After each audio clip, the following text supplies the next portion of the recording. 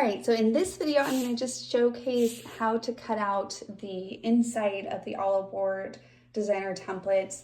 I mean, it's kind of standard whenever you see these cutouts.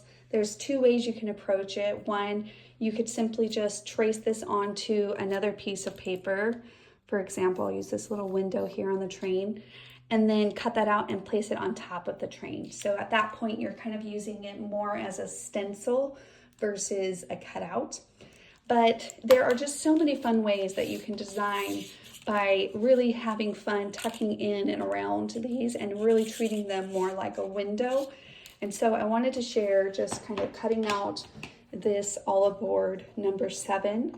So first off, I went ahead and traced it already onto my piece of paper here. So I went ahead and detached that from that sheet of paper, and then just kind of finish with the details after you kind of detach it. So I go along the one edge, and then of course going along the scallop. Just stay towards the back of your scissors and do quick short cuts. You just kind of glide that through your scissors. So using your alternate cutting hand here, in this case my left hand, and just kind of gliding that paper back and forth through your scissors, just one at a time here. Now, of course, once we finish those cuts, then what we're going to do is we're going to cut out the inside of these placemats, right? So again, you can place your photos on top, or if you want to have them more of like a window effect, then you can cut the insides. And you could do this with an X-Acto knife. I'll share with you my way. It's my go-to way for cutouts. I just simply start a cut. If you want to, save as much of the paper as possible, I recommend going towards the edge of a cut. It just depends on how much of an opening and how much paper you might want to try to save. So in that case, I did that. Now, let me show you one other option.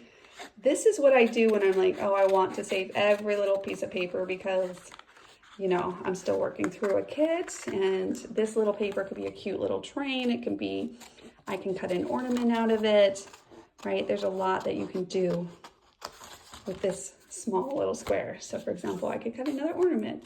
I could probably cut 2 ornaments out of it, actually. So lots you can do with that. So that's what I recommend if you're, trying to really make sure to be efficient with your paper.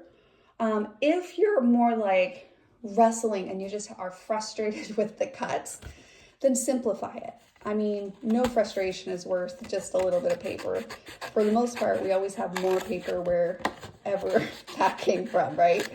So if that's the case, even though it was pretty simple, because these are pretty wide spaces to cut out of, but if you want to simplify it, then you want to loosen the tension just a little bit more. And the best way to loosen tension is to cut it like a square out of the space. And then at that point, it won't be tugging as much. So if you feel like, oh, this is annoying and you're getting frustrated, then loosen the tension on it. And you could still have little scraps left over to accommodate the rest of your page. You could do the window, for example, out of that scrap. But for the most part, these spaces are pretty big, so it makes it pretty easy to do it the first way I shared with you. But I did want to share with you also the tip on loosening the tension that does actually simplify the cuts just a little bit more. All right? Well, like I said, this All Aboard number 7 template and just the All Aboard set in general is just so much fun. But this specific set is just so versatile, so fun, very, very easy to use on any type of pictures, weddings, birthdays, Halloween, like you name it, and you can use this set. Change the paper, change the looks, and it's just such a fun one to use kind of as a nice backdrop to really add layers up and around your design, but also really play around with the layers inside of these windows as well.